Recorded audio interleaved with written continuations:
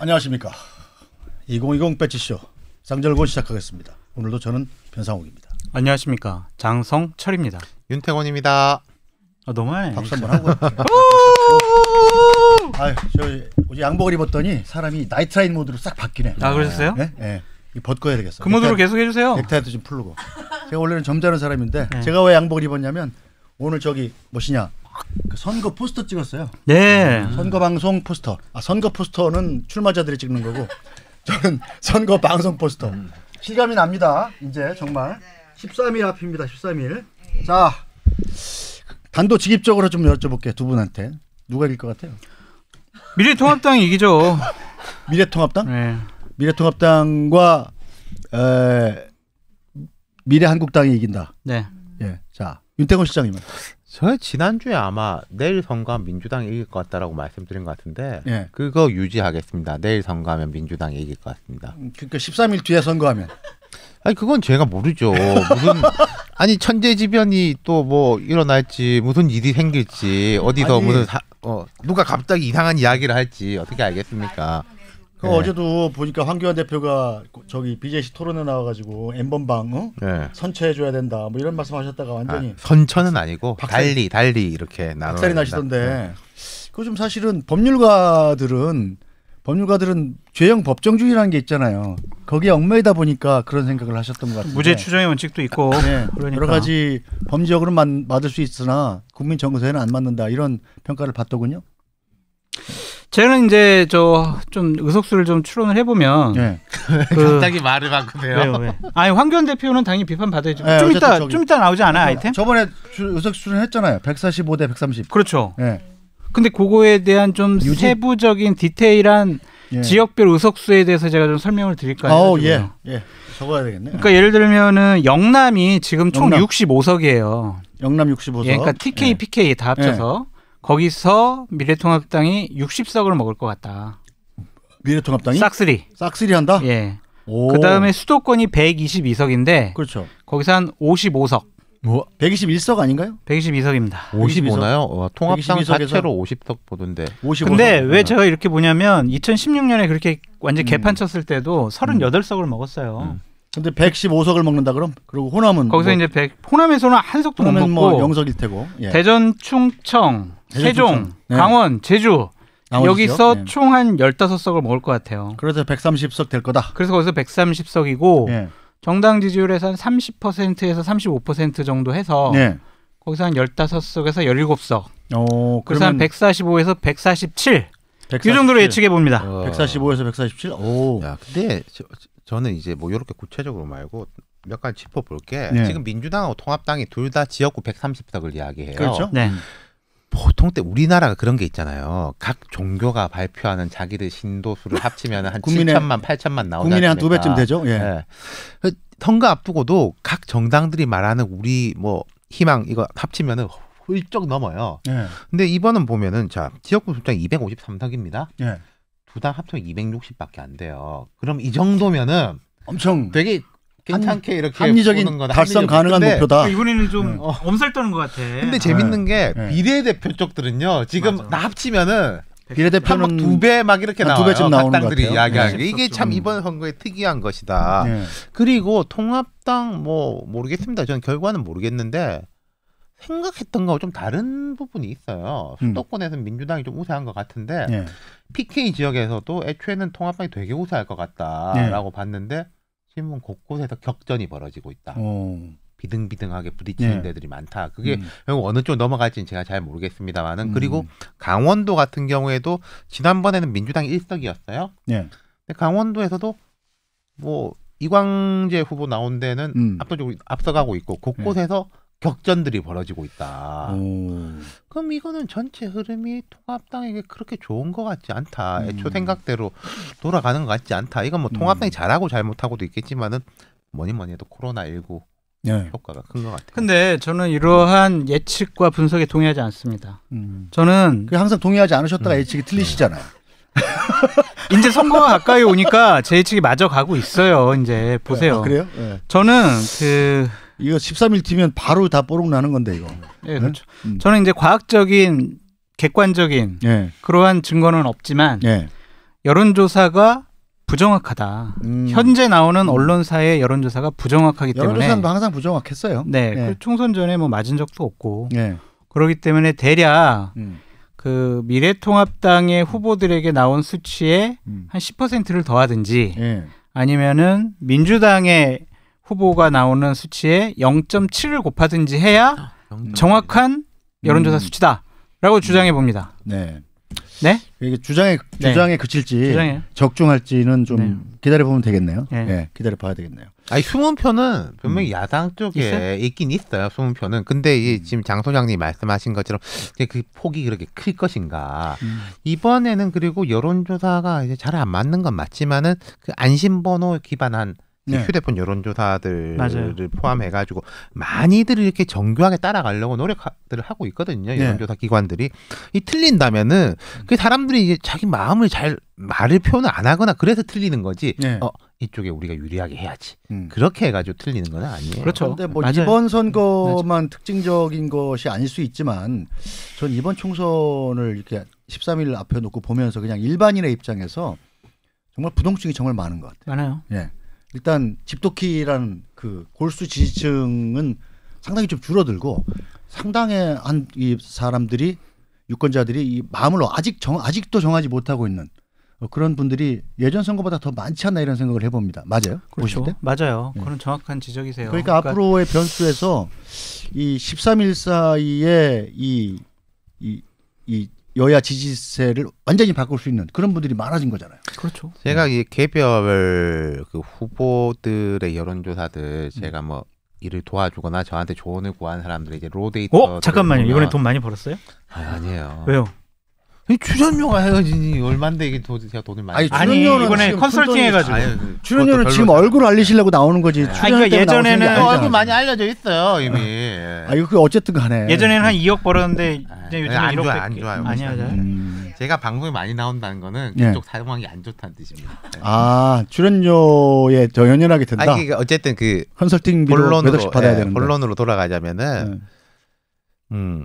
여당 지지층들은 많이 뭉쳐 있는데 야당 지지층들이 이완돼 있거나 마음에 안 들어. 많이 찍어줘야 돼. 그렇죠. 이 상황인 거예요. 그럼 야당은 이게 도로 데리고 올 수 있을지 없을지 문제가. 그러니까 야당 지지층이 왜 지금 분산돼 있냐면은 김영호 공관위원장이 공천을 지금 엉터리로 했어요. 그러니까 예를 들면 각 지역에서 선거를 준비하던 사람들 다 그냥 무조건 컷오프 시켰어요. 그러니까 1년 동안 뭐 지역을 관리하던 사람들.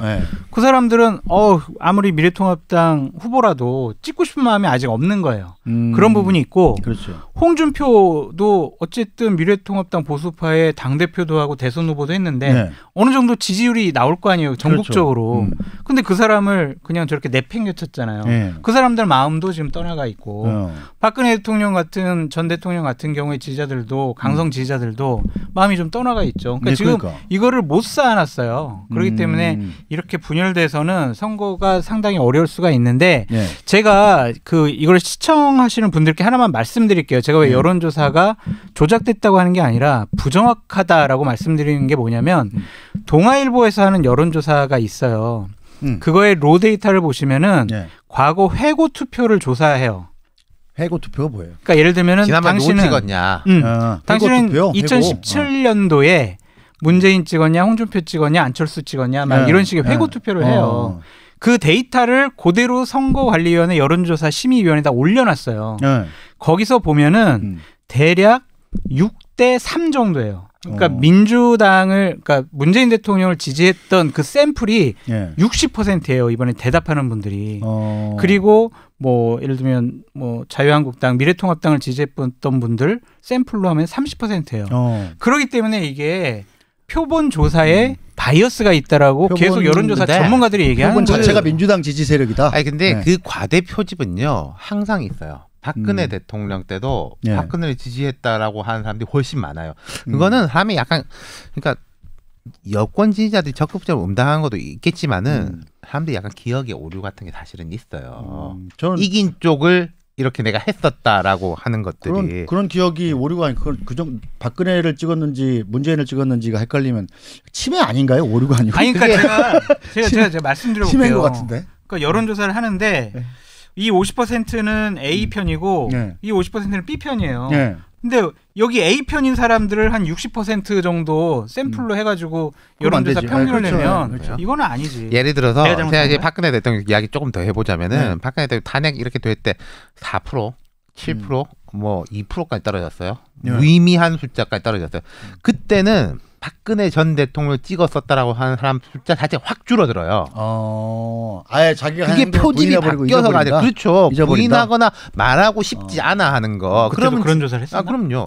그래요? 그럼 지금도 이렇게 말하자면은 문재인 대통령의 과대 표집이 돼 있다는 그 자체가 문재인 대통령이 지난번에 찍었다라는 것이 부끄럽거나 숨기고 싶어 하지 않거나라는 뜻도 된다는 거예요. 그러니까 이제 그 자기가 누굴 찍었냐를 헷갈리는 게 아니라 부인하고 싶어하는 거 그런 심리가 있는 거죠. 숨기거나. 하여간 이 모든 언론사 여론조사에서 회고 투표를 그 데이터 회고 투표 데이터를 그 게재를 하는 데가 동아일보사에서 한 거니까 그러니까 시청자 여러분도 한번 그거 한번 보세요. 내가 이제 투표가 있다는 거는 저도 인정을 하는데 그만큼의 뭐 2배, 3배로 이렇게 그렇지 않을 것 같아요. 그렇게 돼 있더라고. 제가 보니까. 자, 그러면 구체적인 지역별로 판세가 어떻게 돌아가는지 한번 보죠. 우선 가장 큰 승부처인 수도권 122석 있는 수도권 중에서도 또 서울이 가장 이른바 핫하다고 봐야겠죠. 핫하죠. 예, 핫하죠. 서울에 지금 49곳 배지가 49개가 걸려 있는데 그 가운데 이 30곳이 완전 접전이라면서요. 과장인데. 아니에요? 과장? 네, 그럼요. 이미 다 결정됐어요? 지금 민주당에서 자체 여론 시작가는 왜 접전이라고 그러는 거야, 근데 자꾸. 언론에 그렇게 나오는 거죠. 뭐. 접전이라고 써야 또 봐서 그런가? 그러니까 제가 민주당 쪽 분과 그 미래통합당 쪽 분, 여론조사하는 분들하고 얘기를 나눠봤어요. 그랬더니 민주당 쪽은 언론에 나오는 것보다 훨씬 더 잘 나온대요. 그래서 자기네들이 걱정을 하고. 이게 거품일 수 있다. 그렇죠. 그리고 맞아. 통합당은 아니 언론에 나오는 것보다 더 안 좋게 나온대 지금 여의도 연구소 여론조사가. 그래서 자기네들이 전국적으로 봤을 때 80석밖에 못 얻는 거 아니냐라고 1차적으로 보고서를 올렸어요. 그런데 일단은 제가 그냥 조심스럽게 전망하는 거는 이번에 어느 한 곳이 원사이드하게 이길 것 같아. 수도권에서. 원사이드하게? 네.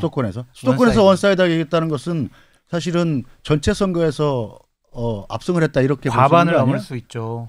그럴 수 그러니까 막 이렇게 비등비등 예를 들면은 뭐 민주당 60개, 뭐 통합당 55개 이런 식이 아니라 어찌 보면은 막판에 표시 중도층 표심이 확 쏠려가지고 갑자기 확 격차가 많이 날 것 같다라는 느낌적인 느낌이 듭니다. 예상. 우리가 예를 들어 지금 야구라고 쳤을 때 7회예요. 제가 볼 때는 민주당이 좀 앞서 있어요. 네, 그렇죠. 우리가 이제 if가 터지면은 역전도 가능한 거예요. 갑자기 그렇죠. 저쪽이 이제 폭투를 한다든지, 뭐 우리 여기 1할 8푼밖에 못 치는 타자가 갑자기 홈런을 친다든지, 말로에 홈런을 쳤다든지, 터지면 이제 뭐 어떤 드라마가 펼쳐질지 모르는 거예요. 근데 저는 제가 아까 내일이면은 민주당이 이길 거라고 가정했던 거는 8회 9회는 모르겠고 지금 이대로의 흐름이라고 한다면은 민주당이 이길 것 같다. 물론 누군가가 그리고 이 선거라는 거는 누군가가 갑자기 잘하기는 어렵고 상대가 못 해줘야 돼요. 뭐 그렇죠. 이상한 말을 한다든지 뭐 이상한 게 터진다든지 그런 거가 생기면은 이제 모르겠지만은 지금 이제 6회쯤에서는 민주당이 좀 앞서 있는 것 같아요. 갑자기 이제 폭우가 내려가지고 그냥 강우 콜드 게임으로 아니 강우 콜드 게임이면은 예를 들어 코로나가 19라든지 뭐 다른 이슈들이 또 터져가지고 사람들이 정치에 완전히 관심이 없어진다. 그게 강우 콜드 게임이겠죠. 그리고 잠깐만 신 작가님 이게 수도권이 121석이 아니라 122석이거든요. 서울이 49, 경기가 60, 인천이 13개예요. 49, 60, 13개. 하나 실수할 수도 있죠. 내가? 아니. 맞나? 누가 아니 맞나? 이게 근데 자꾸 언론에도 121석으로 나오더라고. 나도 121석으로 신문에서 계속 봐가지고 그런 줄 알았는데. 49, 60, 13이에요. 120. 한번 확인해봐야 되는데. 저기 내가 시청자분들께서 확인하셔서 댓글로 좀 자료다. 남겨주세요. 122석이 맞는지 121석. 아 군포 가불이 합쳐져서 121 아닙니까? 혹시? 아니 근데 그게 아닐 거예요. 잠깐 얘기 좀 나누고. 저 얘기하고 있을 테니까 122까지 세시면 되는 거 아니에요? 그죠? 하나 둘 셋 넷 이렇게 세보세요. 121석. 아까 제가 121석이라고 의문을 제기했더니 이게 갑자기 또 122석이라고 주장을 하신 겁니다. 그런가? 사람이 귀가 얇어. 그래서 누가 세게 얘기하면 그런가 보다. 자, 조조전지. 자, 일단 광진을부터 가보겠습니다. 우리가 왜 이렇게 광진을에 집착하는지 모르겠으나 민주당이 더 집착을 하는 것 같아요. 지금 보니까 민주당이. 네, 띄워보시죠. 광진을에 어떤 일이 벌어지고 있는지 한번 보겠습니다. 자, 고민정 대변인, 여기 오셨던 고민정 대변인 옆에 저 위에 계신 분이 임종석 전 대통령 비서실장이고, 저 밑에 계신 분은 양자 정자 철자 민주연구원장, 민주당의 최대 실세라고 뭐 여겨지는 그 두 분이 한꺼번에 저길 갔네요. 완전히 폭격이에요, 폭격. 제가 이제 몇 가지 재밌는 점이 있어요. 일단은 왜 두 사람이냐?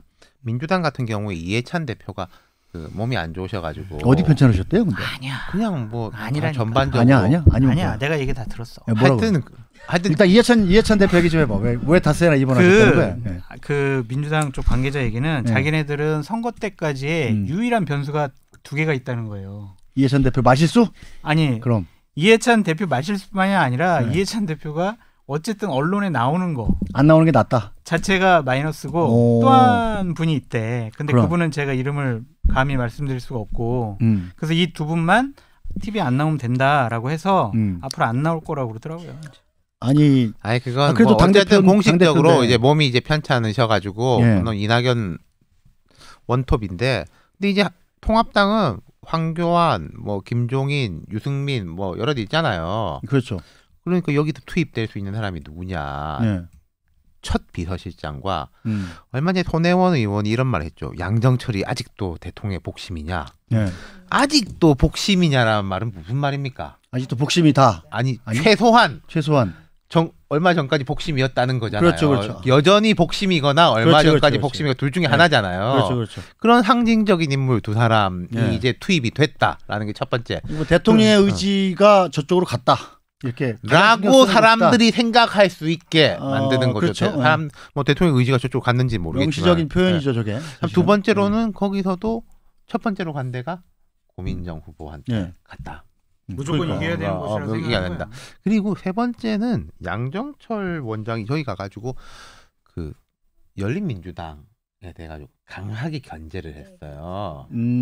저 서자 열린민주당. 네, 그것은 내가 고민정 자리에서 이 말을 하는 것은 그러니까 대통령의 뜻이 그렇게 있다고 보여주고 싶어 하는 거죠. 대통령의 뜻이 실제로 어떤지는 저는 모르겠습니다만.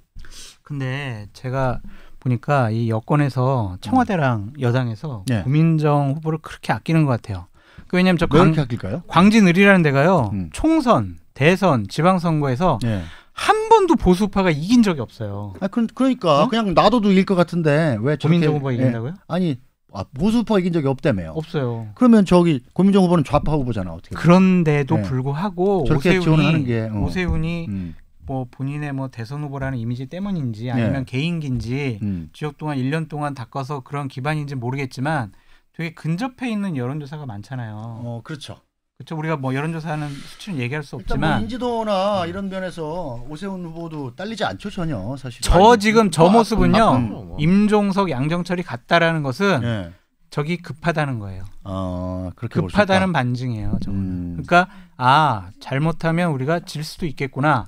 화력을 대거 다 투입하자라고 그렇죠. 할 것 같아요. 그래서 오늘 저 두 분이지만 앞으로 계속 좀 여권의 명망가들은 가서 아니 그리고요. 저는 그것도 있겠지만은 승수 효과라고 있어요. 그러니까 자원을 투입했을 때 얼만큼의 아웃풋이 나올 것이냐.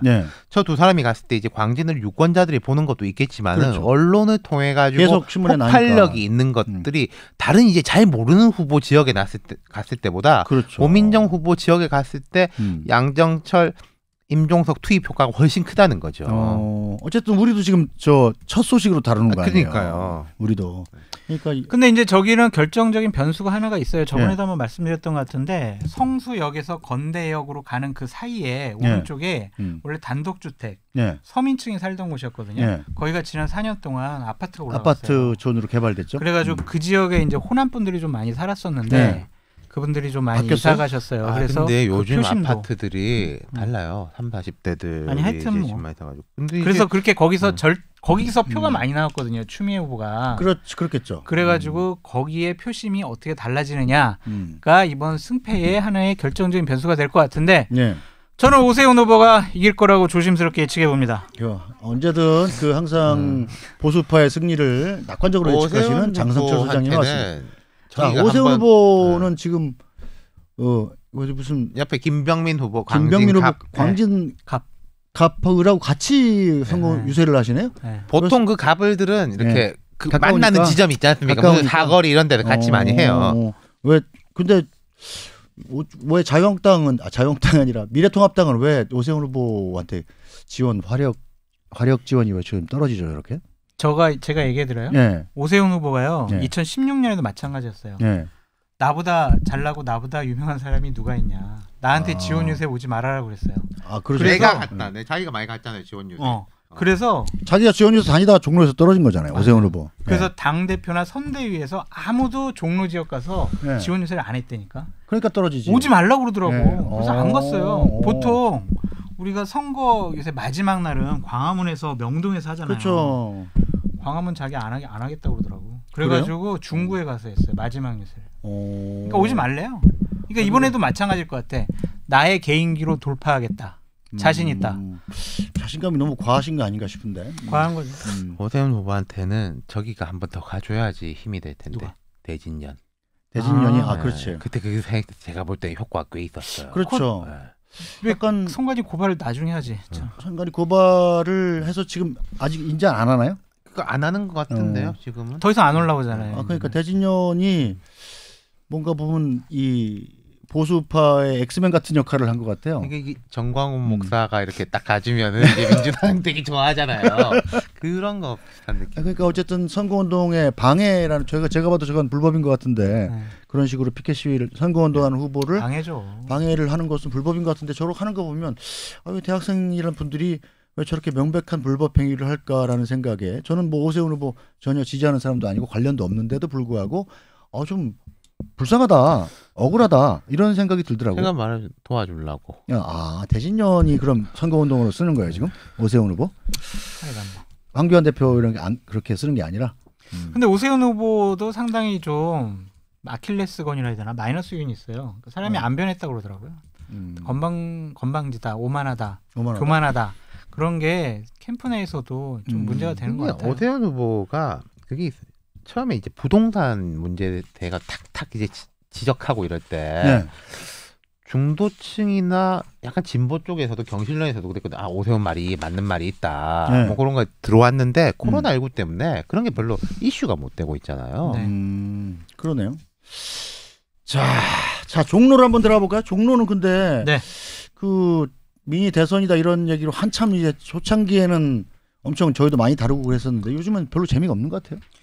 근데 이제 바닥의 민심은 좀 다를 수 있다라고 보여지는데 저는 이 종로의 각 후보들이 마이너스 요인들이 있어요. 그 부분들에서 그 부분들을 잘 정리하면 뭐 이길 것 같은데 이낙연 대표가 아니 두 분이 어느 분이든 그러니까 이낙연 대표의 가장 큰 아킬레스건과 마이너스 요인은 뭐냐면요.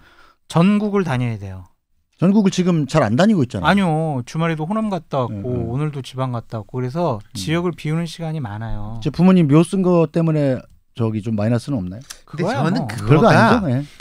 그리고 무슨 어떤 산을 깎아가지고 한 것도 아니고 자기 밭에다 한 건데 그 사회 통념상 그 농사 짓는 데다가 그러면 안 되지. 근데 그거는 분명히 잘못됐어. 2018년도 그 4월 얘기인데 본인이 국무총리 할 때잖아요. 그러면 형님이 본인하고 상의를 했겠지. 어머니 묘자리 쓰는데 상의를 안 했겠냐고. 당연하지. 근데 국무총리가 그거를 과태료 내가지고 했다고 뭐 죄송합니다 그냥 과태료 내고 옮길게요. 이것도 국무총리 한 사람으로서는 그게 있다니까. 그런 마이너스 맞는데 우리가 흔히 볼 때 뭐 그린벨트의 호화 분묘 이런 느낌하고 동생 밭에 그 아버님 어머니 모셨다는 게 느낌이 달라요. 뭐 그러한 이제 전신주의 있고 하는데도 거기다 왜 했겠냐고요. 가까이 모시고 어마어마한 명당이래.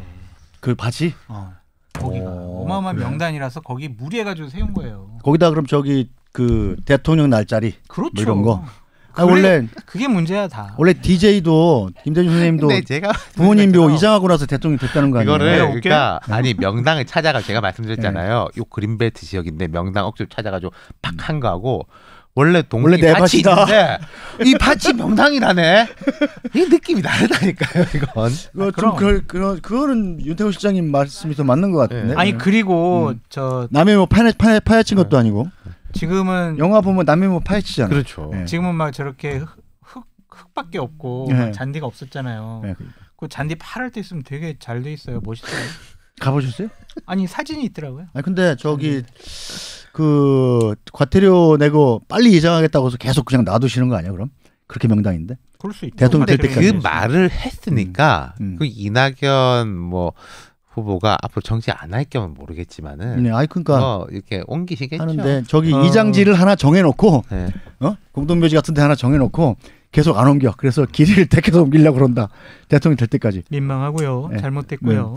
대선까지 지금 한 2년 반쯤 남은 거잖아요. 그러니까 하여튼 어쨌든 이낙연 후보의 가장 큰 문제는 전국 각 지역에서 오는 지원 유세 요청을 어떻게 현명하게 잘 정리할 것이냐. 그래서 이제 양정철 제가 아까 말씀드렸잖아요. 저 임종석. 양정철 임종석은 좀 약간 애매하고 그렇잖아. 임종석 실장은 호남이라든지 이런데 충분히 대신 갈 수 있을 거예요. 충분히 갈 수 있죠. 갈 수 있죠. 그러니까 종로라는 데가 특이해요. 막 박진 의원이 그때 누구를 이겼더라? 막 그 이종찬을 이겼었나? 막 손학규도 이기고 막 거기서 실질적으로 막 열심히 하는 분들을 종로는 찍어주더라고요. 저번에도 16년에도 오세훈도 떨어지고. 저도 종로 이야기 좀 할까요? 이낙연 후보의 이렇게 마이너스 요인 말씀하셨잖아요. 전국을 돌아다니는. 황교안 후보의 마이너스 요인. 그것도 나 얘기하려고 그랬어. 자기 자신. 그렇지. 황교안 리스크야. 그게 문제야. 내가 리스크면은 내가 나를 어떡하지? 내 말. 나의 리스크. 말과 행동. 위험은 자기 자신이다. 행동도 그러니까 언행이 리스크면은 언행이 정말 언행 둘 중에 하나를 하지 말라고 할 수도. 내가 봤을 때는 사라져야 돼. 언론에서 사라져야 돼. 내일부터 나오면 안 돼요. 이해찬 대표랑 마찬가지로 나오지 말고. 아니 근데 어떻게 안 나와? 선거운동 하는데 어떻게 안 나와? 그러니까 말하지 말고 그냥 지역 그냥 뚜벅뚜벅 다니고 언론에도 알리지 말고 그냥 지역 다녀. 주먹악수나 하고 그냥 그렇게. 아니 뭐 말하고 행동만 하면은 다 이상하잖아. N번방 그게 뭐 호기심 들어간 사람 봐주러 이게 말이 되냐고 이게 지금. 안 그래요? 근데 왜 그러시나 모르겠어요. 저는 오늘 그 투표용지 되게 길잖아요. 이번 48.1cm. 키 작은 사람은 혼자서 들 수 없다. 48.1cm부터는 다 크지 않나요? 그런 얘기도 했어 진짜? 기사 났어. 그럴 정도다. 우리나라 국민들 대부분 키가 썩 크진 않지 않나요? 그럼 상당히 좀 그러니까 입을 국민 다물어야 정서를 돼. 자극하는 발언인데. 입을 다물어야 돼. 입만 열면 사고야. 그래서 내가 솔직히 황교안 대표가 종로에서 이길 것 같았는데 저렇게 계속 자살골 넣는 거 보고 제 생각을 좀 바꿔야 되겠다는 생각이 듭니다. 어쨌든 선거 기간이 13일이 남았는데 이 사이에 정말 어떤 사고가 터지느냐에 따라서 그래서 되게 김종인 위원장하고 유승민 대표가 되게 이게 상대적으로 되게 멋있어 보이는 효과 이런 거 좀 있는 것 같아요. 그 김종인 선대위원장은 정말 80도 넘으셨는데 그렇게 엄청 많이 다니시대요. 웬 건강이 그렇게 좋으신 거야?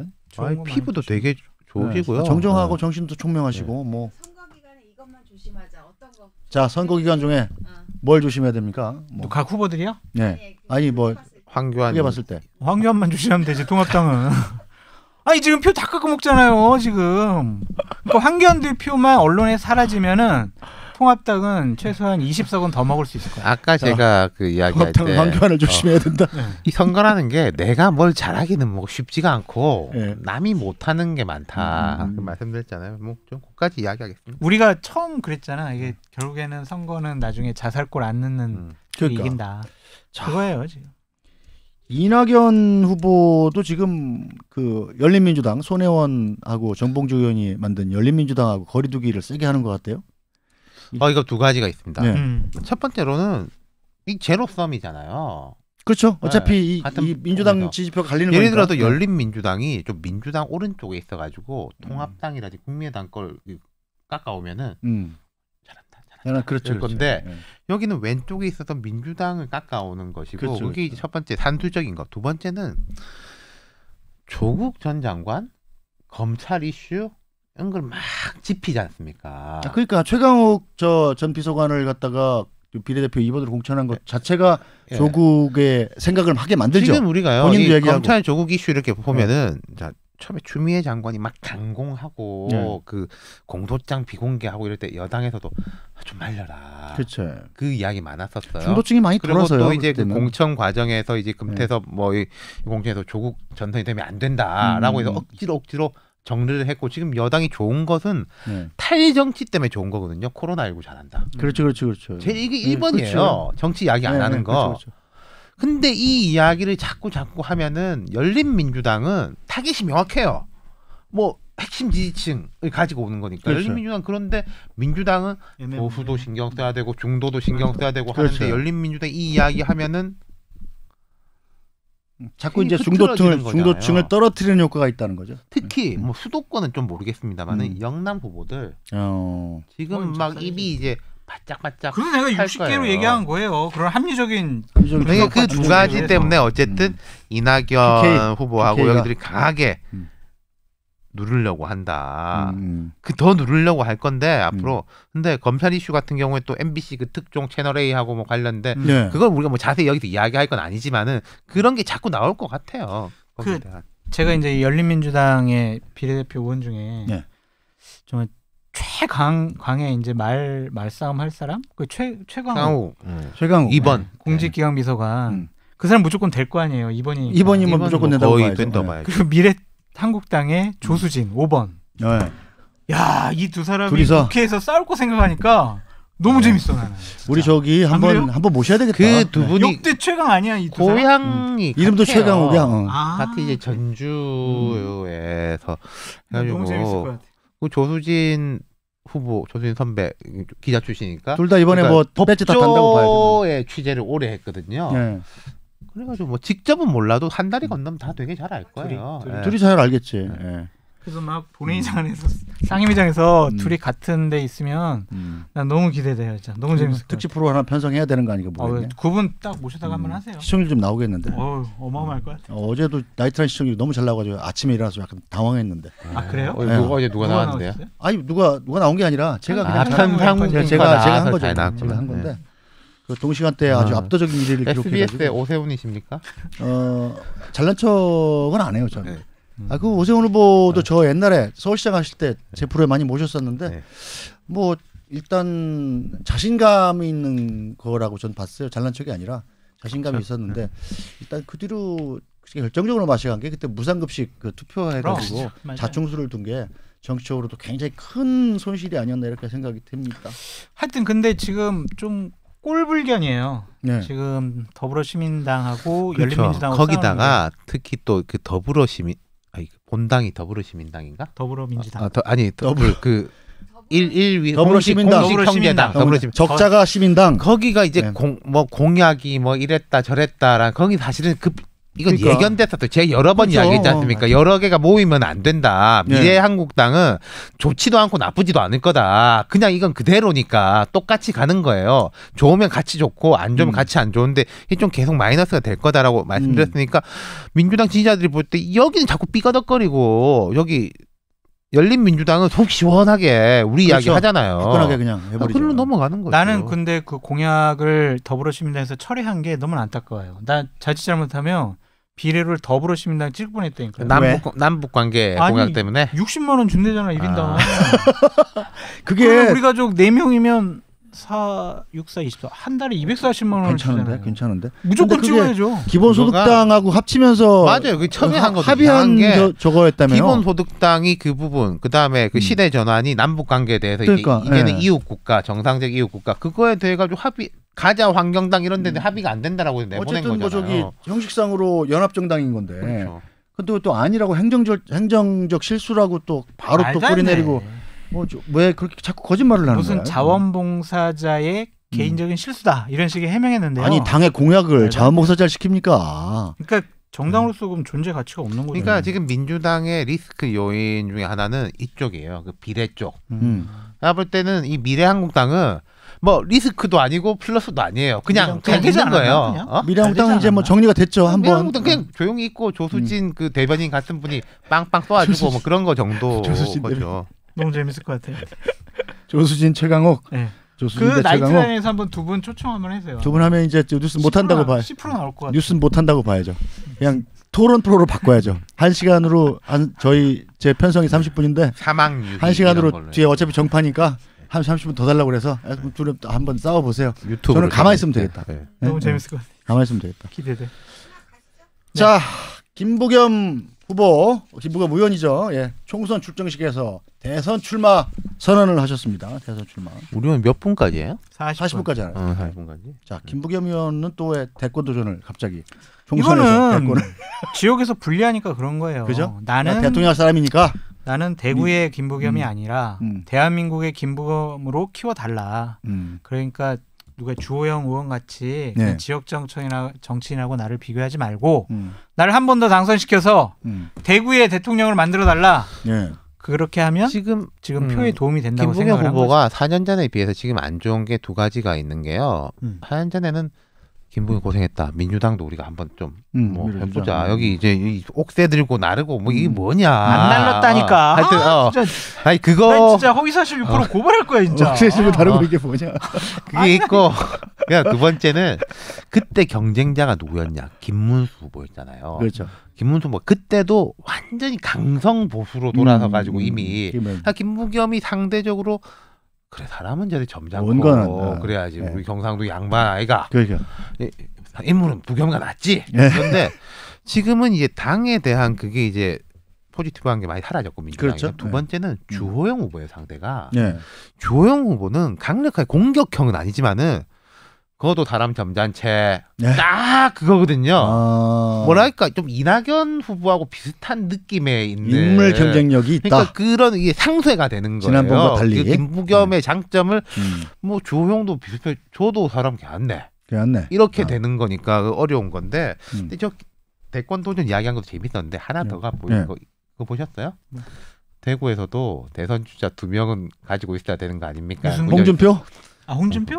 홍준표? 진보 하나 보수 하나 이게 수성 가불이잖아요 지금. 수성을에 홍준표 가불은 붙어 있으니까. 그렇지. 지금 보수인데 통합당이 마음에 안 들고 황교안이 마음에 안 드는 쪽까지도 겨냥하는 그런 식의 아니 그러니까 여러 쉽지가 않으니까 그런 식의 이제 설계들을 많이. 근데 김부겸 후보는 정말 그럼 좋은 전략을 들고 나온 거네요. 근데 우리 윤 실장께서 지금 두 가지 이유를 들어서 예전하고 좀 다르다라고 했잖아요. 정확한 지적이에요. 근데 제가 하나만 더 보충하면은 이분이 행안부 장관을 했잖아요. 그렇죠. 지역에 어떤 민원이 있었대. 근데 행안부 장관이 해결해 줄 수 있는 민원이었는데 안 들어줬대? 그걸 안 들어줬다고 되게 막 열받아하더라고요. 어떻게 그럴 수가 있냐고. 근데 뭐 예를 들면은 그 지역에 어떤 뭐 하여튼 뭐라 하더라고요. 그 지역에 있는 거고 그 다음에 뭐 경찰 민원, 인사 민원 뭐 이런 거 많이 했는데 안 들어줬다고. 제가 어떻게 보면 저 정정당당한 공무집행을 한 거네. 그리고 그런 민원이요. 그럼 지역구 기원을 왜 해요? 10개를 가지고 오는데 장관이 그렇게 지역구에 9개를 들어주고 하나만 안 들어줘도 그 하나 안 들어준 사람은 왜 김부겸 편 들어? 욕하고 다녀요. 아니 왜 김부겸 편 들어? 해명을 하는 거지. 선거운동 해보시면 그런 거 느끼잖아요. 자기 눈에 보이면요. 저 후보 되게 부지런하더라라고 하고 자기가 못 보면은 컵배기도 안 보이네. 그렇죠. 그거는 뭐 사람의 생각이 당연히 그렇게 하니까. 어쨌든 하여튼 김부겸 의원이 되게 아둥바둥 하는데 경상도는 돌아섰어요 이미 PK 영남은 이미 돌아섰어. 아까 제가 말씀드린 PK 좀 다르더라니까요. 아이 지금 다냐? 내가 다 알아. 나를 믿어요. 네? 아니, 믿을 수가 지금 뭐 적중률이 현저하게 떨어지다 보니까 막 약간 펠레 같은 생각이 돼. 펠레. 근데 점점 아까 말씀드렸잖아요. 선거에 가까우면 맞는다 진짜. 얼마나 공부 열심히 하는데요. 공부를 열심히 한 거하고 저기 맞는 잘 나오는 거하고 틀려? 이게 뭔가 이렇게 신기가 내려야 이게 맞지. 근데 이제 이런 건 있는 것 같아요. 코로나19가 아닌 이야기들을 어쨌든 선거 국면이 들어오니까 사람들이 하기 시작한다. 그렇죠. 라는 것은 야당 입장에서는 조금 좋은 거야. 아까 제가 말한 6회, 7회로 넘어가면서 주자가 한두 명 나가는 거야. 여기서 병살타를 칠지 홈런을 칠지는 모르겠는데 이 주자가 조금씩 나갈 수 있다는 거죠. 마지막 황 대표가 선거 전날 아주 그냥 트리플 병살타를 쳐가지고 최대한 트랩이 안 나오는 거. 하지 마세요 제발. 네, 자 황교안 대표님 꼭 보시기 바랍니다. 자 오늘 여기까지 마치겠습니다. 지금까지 저 변상욱, 장성철이었습니다. 윤태곤입니다. 감사합니다.